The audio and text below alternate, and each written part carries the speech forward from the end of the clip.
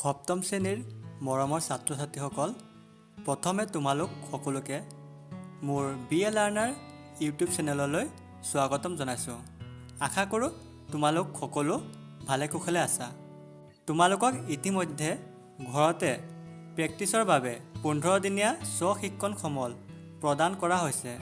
তোমালোকৰ সহায়ৰ বাবে মই ইংৰাজী বিষয়টোত দিয়া প্ৰশ্নবোৰৰ সম্পৰ্কে আলোচনা কৰিম। তোমালোকক মই প্ৰশ্নবোৰ বুজাই দিয়াৰ লগতে উত্তৰবোৰৰ থুলমূল আভাস প্ৰদান কৰিম।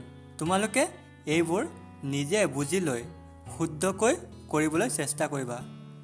তেন্তে ব'লা পলম নকৰাকৈ আমাৰ আলোচনালৈ আগবাঢ়ো। Activity 1, look at the picture and complete the sentences. আমাক 1 নম্বৰ ক্ৰিয়াকলাপত কোৱা হৈছে যে তলৰ ছবিখনলৈ চোৱা আৰু বাক্যবোৰ সম্পূৰ্ণ কৰা। তোমালোকে ইয়াত এটা ছবি দেখিবলৈ পাইছা আৰু লগতে আমাক খালী ঠাইৰ সৈতে 6টা বাক্য দিয়া হৈছে, যিবোৰ আমাক ছবিখন চাই সম্পূৰ্ণ কৰিবলৈ কৈছে। এতিয়া চাওঁ আহা আমাৰ বাক্যবোৰত কি কৈছে। A, there are dash playing in a circle. এই প্ৰশ্নটোত আমাক সুধিছে এই ছবিখনত ঘূৰণীয়াকৈ কোনে খেলি আছে। তোমালোকে নিশ্চয় দেখিবলৈ পাইছে ছবিখনত ঘূৰণীয়াকৈ কোনে খেলি আছে। উত্তৰটো তোমালোকে খালী ঠাইত লিখি দিবা। B, the girl standing alone is holding a. ইয়াত আমাক সুধিছে ছবিখনত দেখিবলৈ পোৱা ছোৱালীজনীয়ে কি ধৰি থিয় হৈ আছে। C, 4 dash are flying in the sky. এই ছবিখনত আমাক সুধিছে আকাশত কি 4টা উৰি আছে। তোমালোকে নিশ্চয় দেখিবলৈ পাইছা আকাশত কি 4টা উৰি আছে। তোমালোকে খালী ঠাইত লিখি দিবা। D, the dash is looking at the children. তোমালোকে ছবিখনত নিশ্চয় দেখিবলৈ পাইছা এটা জন্তুৱে ল'ৰা ছোৱালীবোৰলৈ চাই আছে। সেইটো কি জন্তু হয় তোমালোকে জানাই। এই খালী ঠাইটোত তোমালোকে লিখি দিবা। E, there are 3 animals in the picture, 2 dash and 1 dash. ইয়াত কৈছে যে তোমালোকে ছবিখনত 3টা জন্তু দেখিবলৈ পাইছা। তাৰে ভিতৰত 2টা কি জন্তু আছে প্ৰথমৰ খালী ঠাইটোত লিখিব দিছে আৰু এটা কি জন্তু আছে সেইটো পাছৰ খালী ঠাইটোত লিখিব দিছে।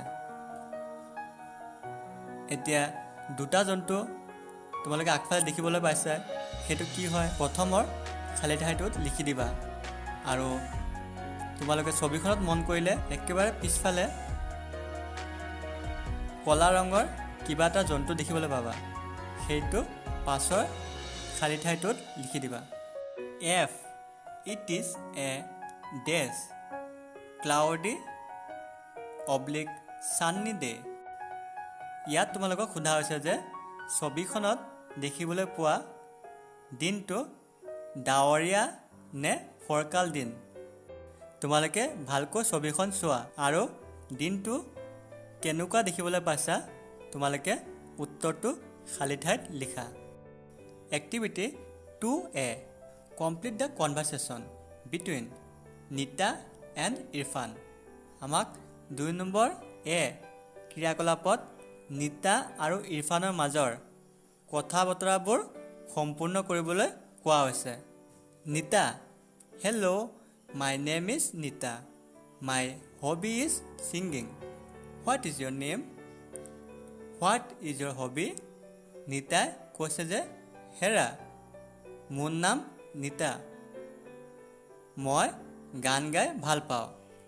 তোমাৰ নামটো কি কোৱাচোন আৰু তুমি কি কৰি ভাল পোৱা? Irfan, my name is dash, my hobby is dash, when do you practice singing? ইয়াত ইৰফানে কৈছে যে মোৰ নাম হৈছে ডেছ, অৰ্থাৎ তাৰ নাম কি হ'ব তোমালোকে ইয়াত লিখিব লাগিব।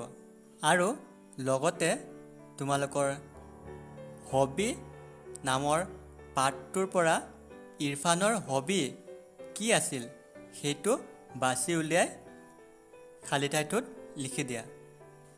ইৰফানে নিতাক সুধিছে যে তুমি গানৰ প্ৰেক্টিছ কেতিয়া কৰা? নিতা, I practice singing. Dash.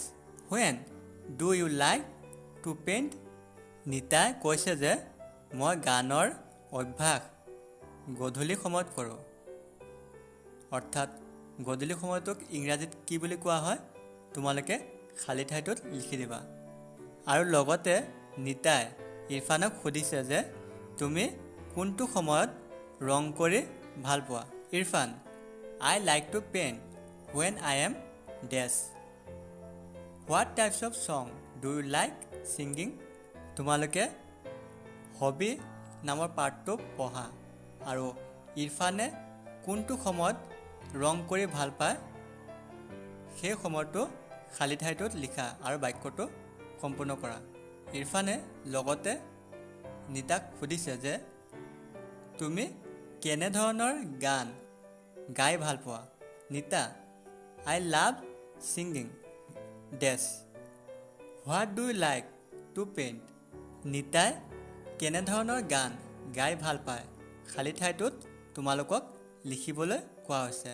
Nitai আকৌ ইৰফানক সুধিছে যে তুমি কেনেধৰণৰ ছবি আঁকি ভাল পোৱা? Irfan, I like to paint dash. I use dash in my paintings. ইৰফানে কেনেধৰণৰ পেইণ্ট কৰি ভাল পায় আৰু সি নিজৰ পেইণ্টিঙত কি কি বস্তু ব্যৱহাৰ কৰে সেইবোৰ তোমালোকক খালী ঠাইত লিখিবলৈ কোৱা হৈছে। নিতা, that's great. Nice to meet you. Bye. Nitai কৈছে যে বাহ, বহুত উত্তম, তোমাৰ লগত লগ পাই বহুত ভাল লাগিল, এতিয়া বিদায় ল'লোঁ। Irfan, nice to meet you too. Bye Nita. ইৰফানে কৈছে যে ময়ো তোমাৰ লগত লগ পাই বহুত আনন্দিত হৈছোঁ। Activity 2B. নাও ৰাইট এবাউট ইয়ৰ চেল্ফ। আমাক 2 নম্বৰ বি ক্ৰিয়াকলাপত কোৱা হৈছে যে এতিয়া তোমালোকে নিজৰ বিষয়ে লিখা। ইয়াত আমাক উদাহৰণ এটা দিয়া হৈছে, I am তুলিকা, মই তুলিকা হয়। I like to dance, মই নাচি ভাল পাওঁ। I practice dancing in the evening, মই গধূলি সময়ত নাচৰ অভ্যাস কৰোঁ। এতিয়া তোমালোকে প্ৰথম শাৰীটোত তোমালোকে নিজৰ নাম লিখিবা, দ্বিতীয়টোত তোমালোকে কি কৰি ভাল পোৱা সেইটো লিখিবা আৰু তোমালোকে ভাল পোৱা সেই কামটো অভ্যাস কেতিয়া কৰা সেই সময়টো উল্লেখ কৰিবা। Activity 3. Choose the appropriate words from the box given below and fill in the blanks to complete the paragraph. আমাক 3 নম্বৰ ক্ৰিয়াকলাপত কোৱা হৈছে যে তলৰ বাকচত কিছুমান শব্দ দিয়া হৈছে, সেই শব্দবোৰ ব্যৱহাৰ কৰি দফাটোত থকা খালী ঠাইবোৰ সম্পূৰ্ণ কৰিবলৈ কোৱা হৈছে। A trip to the zoo. চিৰিয়াখানাৰ যাত্ৰা সম্পৰ্কে এটা দফা দিয়া হৈছে। One day, Ajay and Vijay planned to trip to the zoo. Ajay packed a bag full of ripe. এদিন অজয় আৰু বিজয় নামৰ দুজন বন্ধু চিৰিয়াখানালৈ যাবলৈ ওলাইছিল। অজয়ে নিজৰ বেগত পকা পকা কিছুমান বস্তু ভৰাইছিল, সেইটো খালী ঠাইত তোমালোকে লিখিবলৈ কৈছে। আৰু লগতে এটা বটল ভৰাইছিল, সেই বটলটোত কি আছিলে সেইটো খালী ঠাইত লিখিবলৈ কোৱা হৈছে। Ajay carried a bag that had a picture of a beautiful dash on it. অজয়ে পিঠিত এটা বেগ লৈছিলে য'ত এটা ধুনীয়া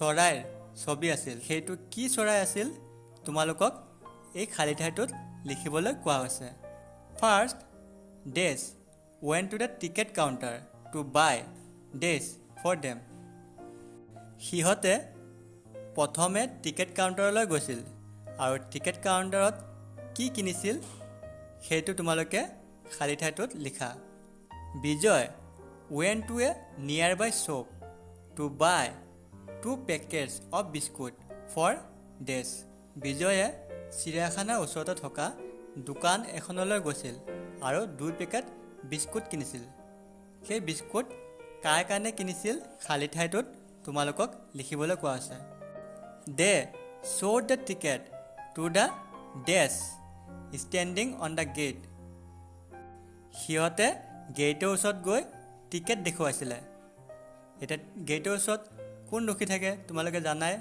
সেইটো খালী ঠাইত লিখিবা ডেছ এণ্টাৰ দ্য জু সিহঁত চিৰিয়াখানালৈ প্ৰৱেশ কৰিছিলে সিহঁতক ইংৰাজীত কি কোৱা হয় তোমালোকে বাকচটোৰ পৰা চাই খালী ঠাইটোত লিখিবা Ajay was excited to see the peacock because he had a picture of a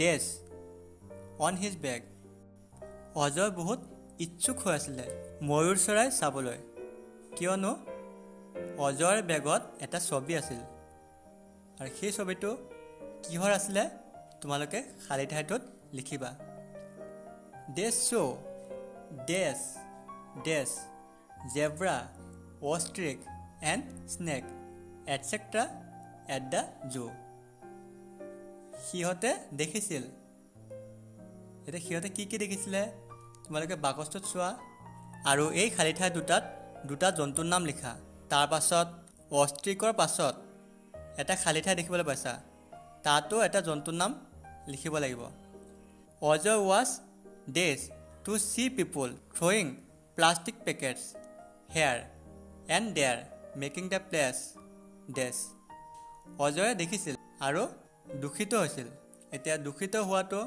বা বেয়া লগাটো ইংৰাজীত কি হ'ব তোমালোকে এই খালী ঠাইটোত লিখি দিবা তাত থকা মানুহবোৰে প্লাষ্টিকৰ পেকেটবোৰ য'তে ত'তে পেলাইছিল আৰু সেই ঠাইডোখৰ লেতেৰা কৰিছিল অৰ্থাৎ লেতেৰাটোক ইংৰাজীত কি কোৱা হ'ব পাছৰ খালী ঠাইটোত লিখিবা দে sat on a bench and ate the mangoes biscuit and juice that they carried with dash সিহঁতে বেঞ্চত বহি আম বিস্কুট জুচ আদি খাইছিল যিবোৰ সিহঁতে লগতে আনিছিল অৰ্থাৎ খালী ঠাইটোত সিহঁতক ইংৰাজীত কি কোৱা হয় সেইটো শব্দ বহুৱাব লাগিব Bijay help Ajay to pack dash bag and they return home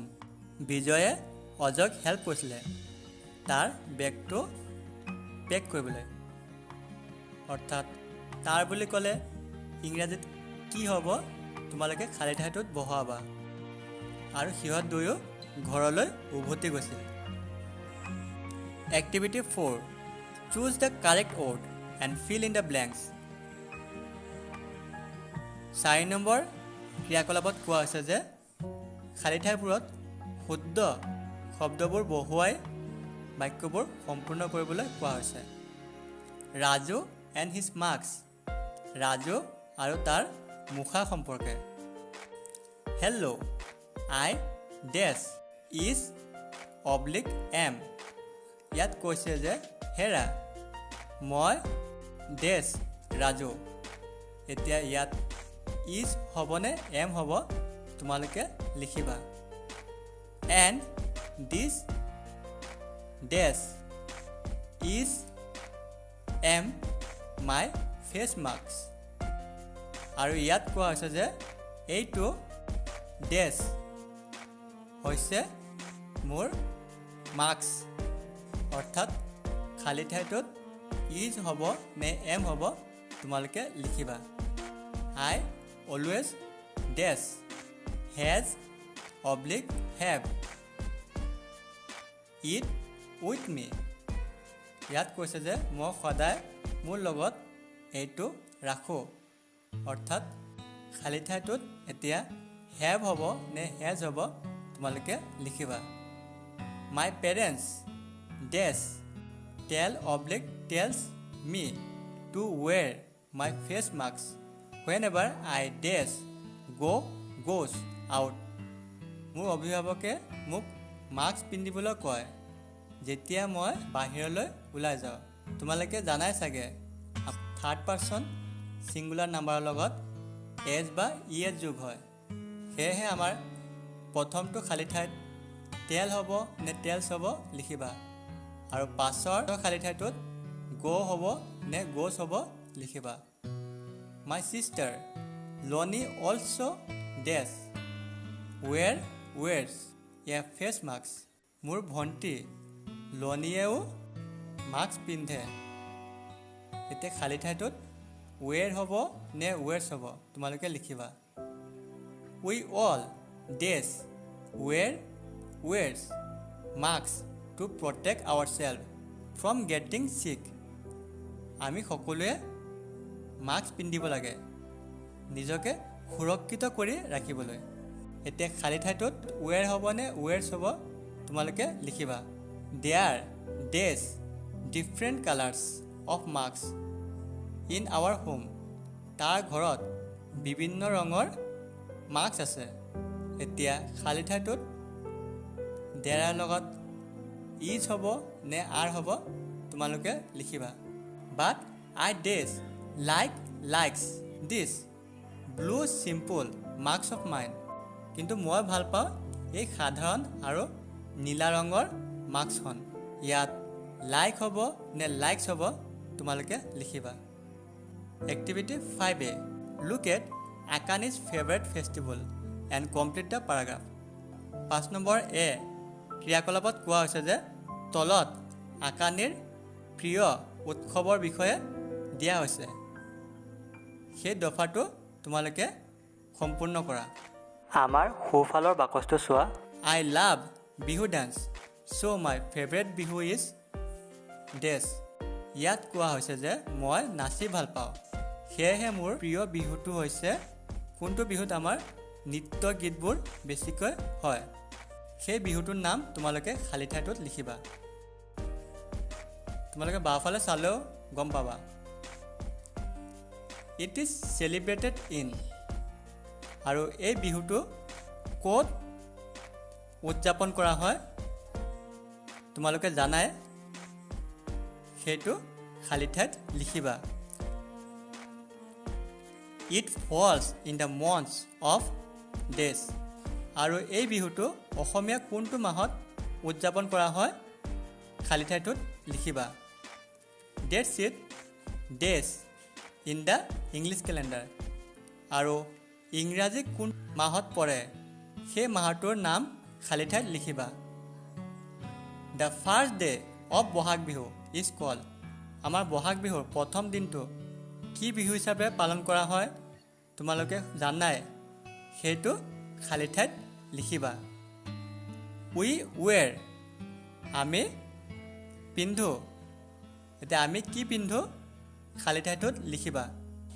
and we go' to dash to participate in different activities. আমি ক'ত গৈ বিভিন্ন ক্ৰিয়াকলাপত অংশগ্ৰহণ কৰোঁ তোমালোকে খালী ঠাইটোত লিখিবা। The special flower call dash blooms during this season. আমাৰ বহাগ বিহুৰ সময়ত অসমত এটা বিশেষ ফুল ফুলে, সেই ফুলটোৰ নাম কি হয় তোমালোকে খালী ঠাইটোত লিখিবা। Activity 5B now write 5 sentences on your favourite festival. আমাৰ 5 নম্বৰ বি ক্ৰিয়াকলাপত কোৱা হৈছে যে তোমালোকক নিজৰ ভাল লগা বা প্ৰিয় উৎসৱৰ বিষয়ে 5টা শাৰী লিখিবলৈ কোৱা হৈছে। এতিয়া তোমালোকৰ ভাল লগা ফেষ্টিভেলটোৰ নাম কি, ক'ত উদযাপন কৰা হয়, কোন মাহত উদযাপন কৰা হয় আৰু ইয়াৰ বিশেষত্ব কি, এইবোৰৰ বিষয়ে তোমালোকে 5টা শাৰী ধুনীয়াকৈ লিখিবলৈ চেষ্টা কৰিবা। আৰু ইয়াৰ বাবে তোমালোকে এক্টিভিটি 5A সহায়ো ল'ব পাৰা। ছাত্ৰ ছাত্ৰীসকল, আজিৰ ভিডিঅ'টো ইমানেই আছিল। মোৰ এই ভিডিঅ'টো চাই ভাল লাগিলে তোমালোকে ছাবস্ক্ৰাইব আৰু শ্বেয়াৰ কৰিবলৈ নাপাহৰিবা। ধন্যবাদ।